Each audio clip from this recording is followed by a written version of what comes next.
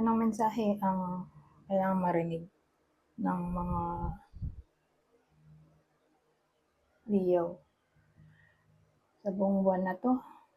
Puwedeng nangyayari na itong magiging reading o nangyayari pa lang. Kung hindi man para sa inyo, itong magiging reading, eh, di baka para sa someone na malapit sa inyo o sa someone na kakilala niyo mismo. Baka may lumabas na gender mamaya.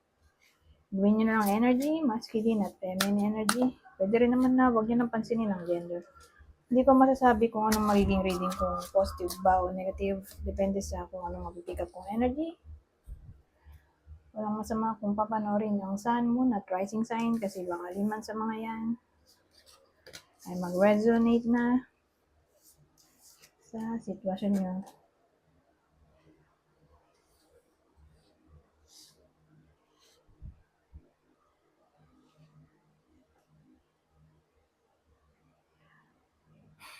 So ito yung bida natin.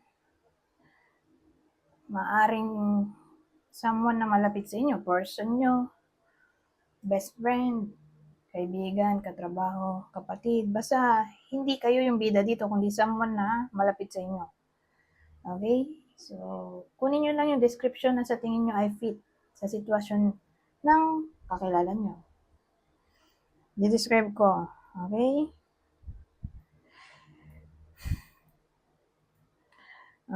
Yung tao dito, maaaring nasa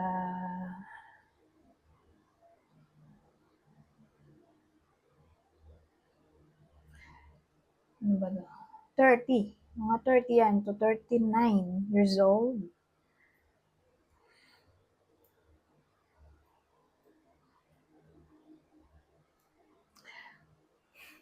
Teka, kuha tayo ng description. Kasi, nahirapan din ako eh. Eto.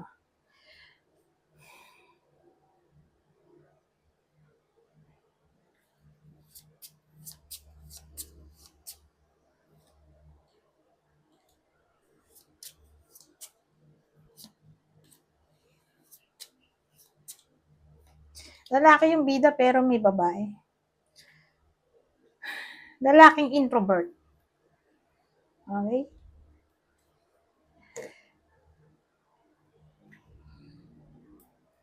Lalaking introvert. Pwede rin namang babae kung teka lang.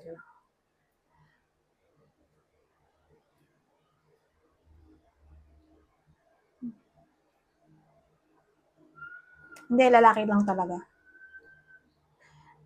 Lalaking introvert. Kung babae, kasama ko pa ba?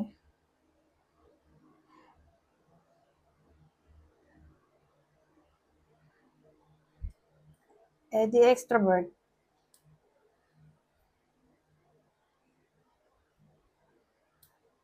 Okay, so kung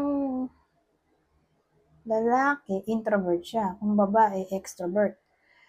Yun yung description natin. Ngayon,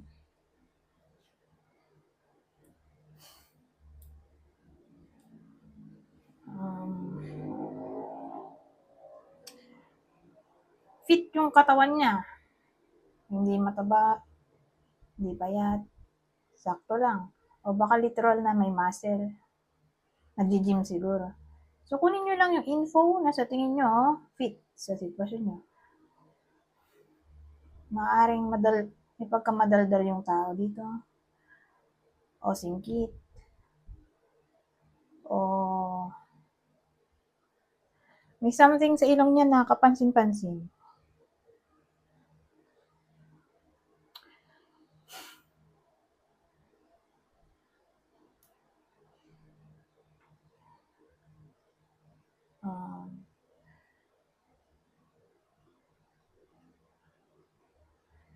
Ano pa? Wala nang maisip. Anyways, tanggalin natin ito at malilito ako.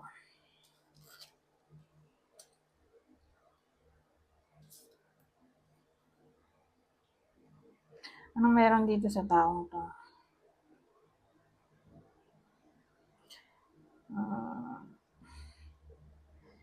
So, nangyayari na to probably. Parang natrap siya sa sitwasyon. Ano kaya tong 8 of Swords?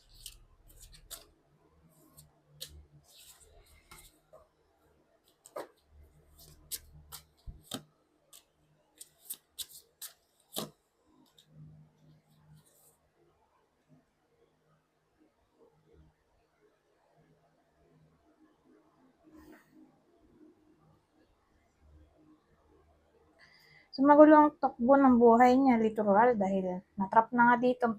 Pangit pa tong baligtad na Wheel of Fortune. Ayun na, misfortune, failure, chaos, bad luck. Tingin ko yung problema dito ay nanggaling sa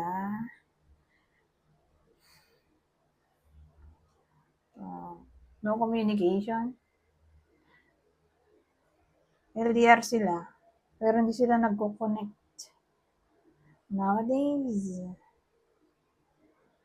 for some reason.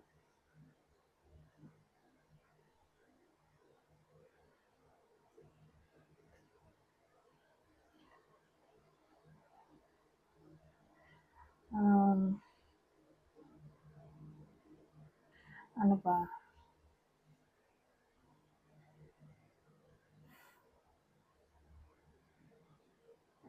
Alamin natin, bakit kaya di sila nag-uusap nowadays. Yun yung cause ng feeling trapped ng someone dito, yung bida na dinescribe ko. Bakit di sila nag-uusap ng someone na malapit sa kanya. Pero more like, magkalayo sila ng landas o ng lugar o country. Doon lang sila kasi nagko-connect sa social media kaya feeling ko magkalayo sila. Anong reason? Bakit hindi sila nag-uusap nowadays?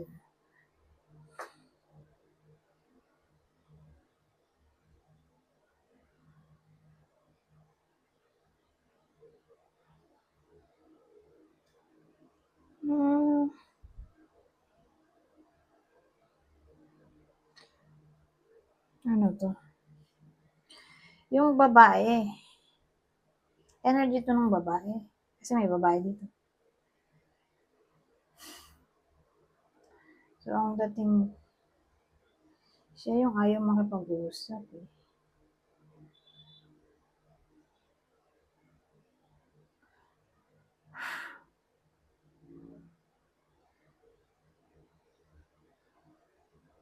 Hindi ko masabi bakit ayaw niya.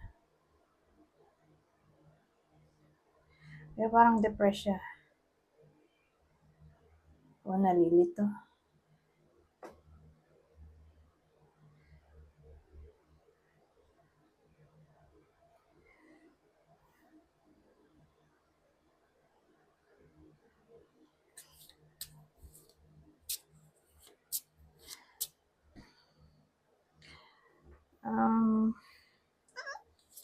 Bakit ayaw niya makipag-usap? Kasi ano eh. Ito kasi na-deads yung energy. Ito naman ay duality. Confusion, chaos, doubt. So, alamin natin anong pinaguhugutan niya. Pero again, babae yung nakipag-usap.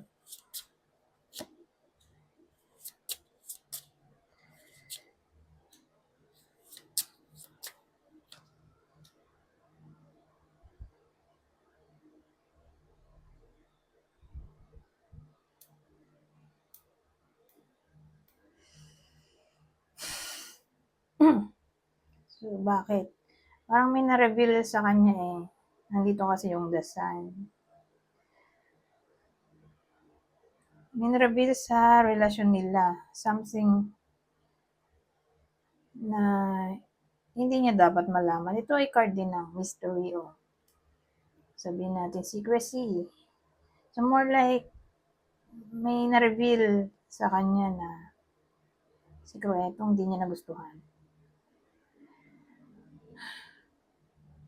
Mhm. Pero ano to, relationship reading dahil nandito tong um, ring. So, mukha siyang wedding ring. Or ring na lang in general. May nalaman sa commitment. Pero usually, pwede rin siyang marriage. Pero again, regardless kung kasal o hindi, basta relasyon to. LDR sila. Hindi sila nag-uusap for some reason. Yung babae yung hindi nakikipag-usap. Ang reason kung bakit di siya nakikipag-usap ay may nalaman siyang sikreto nung partner niya. So, ano yung nalaman niya? Ito na lang isa. Ito.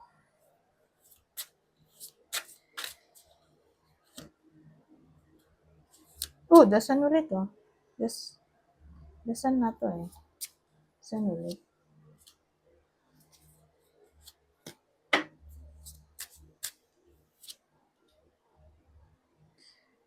Pero wala namang third party dito.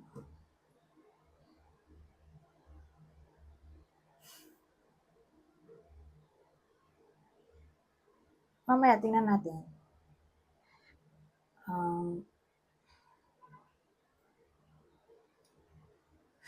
So, ang dating sa akin, medyo defensive yung lalaki.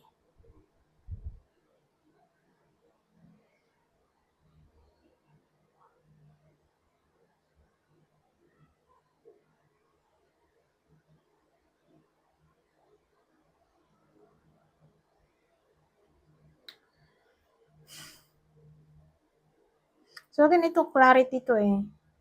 Ito lang din yung dasan, pares lang. May nalaman yung babae na hindi niya dapat malaman, tapos defensive yung lalaki.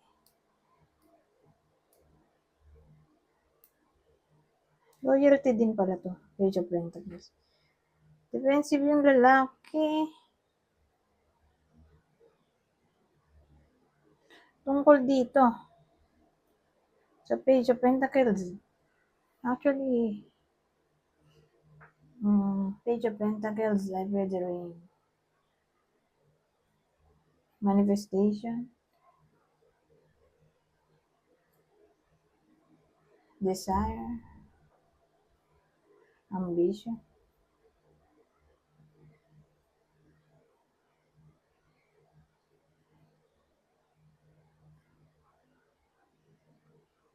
So,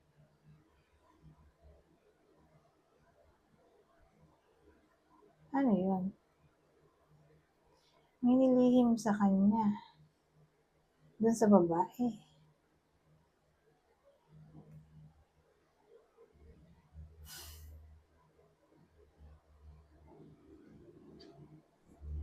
Ano ba tong Page of Pentacles natin dito? Clarify natin yung Page of Pentacles. Sabagay, may loyalty din doon.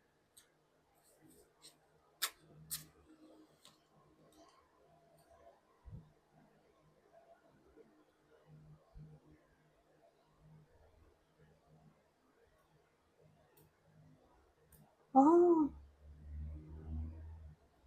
parang may natuklasan yung babae na nanggaling dun sa kapamilya mismo. Kapamilya nung karelasyon niya na ayaw na sa kanya. Gusto na makipaghiwalay.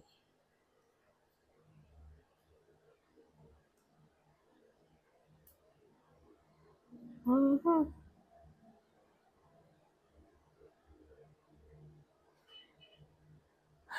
Pwedeng gusto makipaghiwalay dahil masyadong maluho yung babae.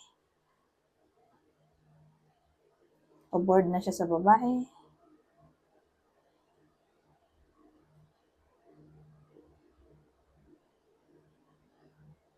O for some reason gusto lang niya mapag-isa na. Dahil singlehood din to eh. Pero ganito gusto na niya makipaghiwalay. Dito niya nalaman sa kapamilya. Kapamilya mismo ng lalaki. O ewan ko kung kaninong pamilya to. Ng babae ba o lalaki. Pero may family dito eh. sa doon nang galing yung information na parang ayaw na ng lalaki dun sa babae. Kaya,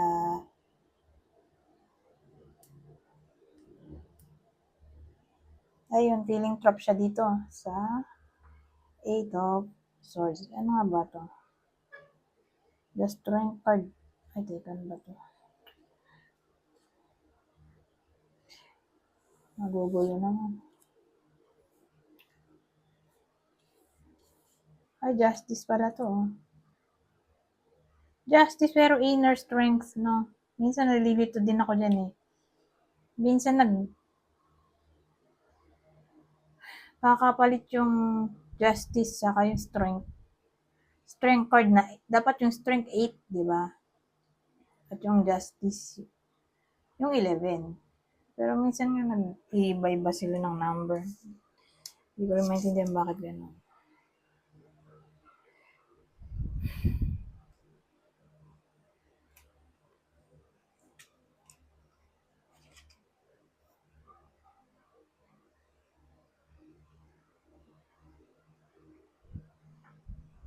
So ito, kahit na 11 siya, talagang literal na strength card yung binabanggit dito.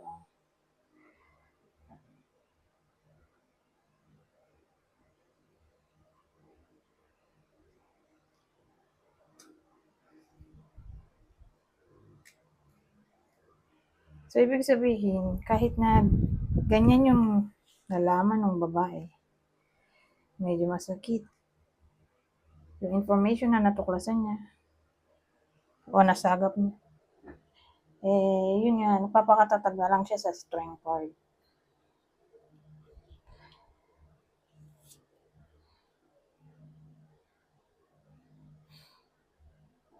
So dito sa 7 of Cups, somehow, nag-wishful thinking siya dito. Ano yung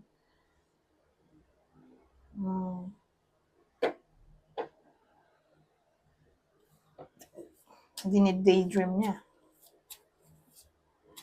Ito naman. Ito. Ano yung dinid-daydream nung babae? Pero nagmukha ng lalaki.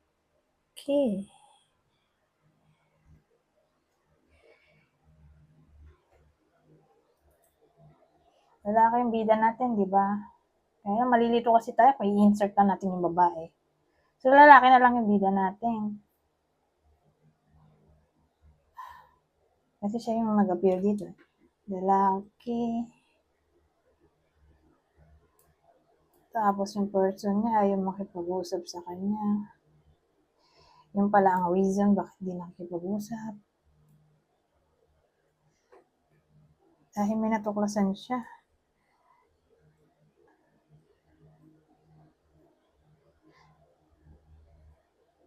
Mamaya alamin natin bakit ayaw na nung, sabagay nasabi ko rin dito, baka maluhot o baka gusto lang niya talaga umalas na for some reason. Kasi singlehood to eh. 9 of Pentacles. Ano yung wini-wish nung babae? Then, nag-daydream siya dito sa 7 of Cups natin.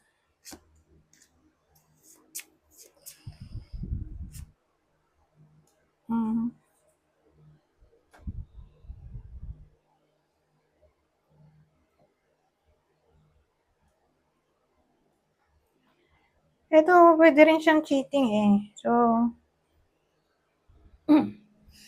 ano yung dini-daydream niya? Ang dini-daydream niya, gusto niya maayos pa. Pero cheating? Teka. Wala naman nabanggit na cheating doon. Ano siya, pwede rin siyang anxiety.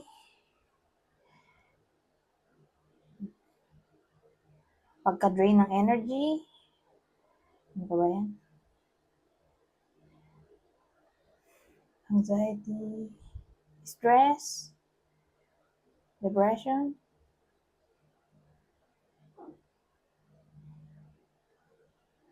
o anything na nasisira na.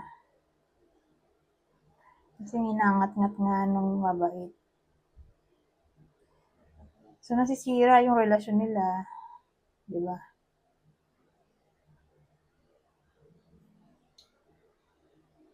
So, ang gusto niyang mangyari ng babae na wini-wish niya o dini-daydream somehow matapos na tong problema.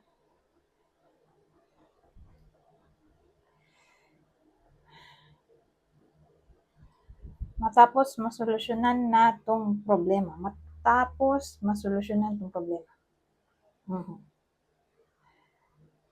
Ganun ang dating sa akin.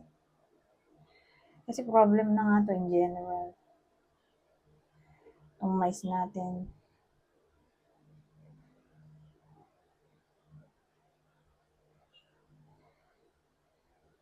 Pero in pain siya dito. Sabihin natin mawala na yung pain. Masolusyonan na yung pain niya. At yung pain na yung mula dito sa mais. Na yun nga. Pwede rin kasi siyang loss. Dahil nawawala na ng pagmamahal sa kanya yung partner niya. Ngayon, sabi niyo ito. Mga advice sa ganitong sitwasyon. Kukuha ko ng 3. Babasahin ko na lang para mabilis.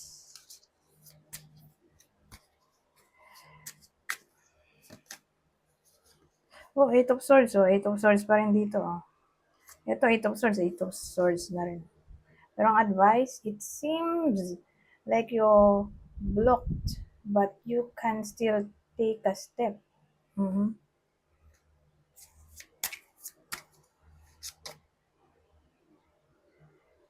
Be happy with the results of your actions. At ang huli, listen to your inner voice when making choices. So, yan ang advice sa ganitong sitwasyon. Ngayon, hindi ko na magagamit tong isa kong deck. Dahil kulang na tayo sa oras. Dito na lang ako sa clue. Ito yung possible partner na kakilala nyo. Kasi kakilala to hindi to kayo, kundi ibang tao. Yung pumasok sa reading natin. Ito yung kakilala nyo, natatamaan ng reading na to. Fire sign, Aries, Leo, Sagittarius, Virgo o Scorpio. Partner niya, ito naman. Possible partner niya ay Cancer, Scorpio, Pisces, Leo o Aquarius. Ito naman ang description. Kung dito tumama yung description sa kakilala nyo, di sa person niya. Pwede rin sa person niya.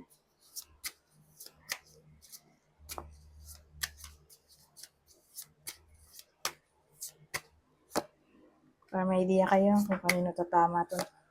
Yung reading natin nakakilala nyo, o idol. Pwede rin sa idol to. Coarse curly hair. So, sobrang kulit ng buhok. May taling o nunal. May marka sa mukha. Probably yun na nga yun. Yung marking ay mole. Kung ano nung marking, so sasama na din yung tato, peklat, hikaw. Basta para siyang palatandaan na pag nasa malayo siya, kita mo agad. O kilala mo siya agad. O kahit nasa maraming tao siya, makikilala mo nga siya agad. Kasi may marka siya na parang palatandaan. Eto, maitim. Dark skin. So, kunin nyo lang info na sa tingin nyo fit sa sitwasyon ng kakilala nyo. O idol. Anyways, hanggang dito na lang. Goodbye for now.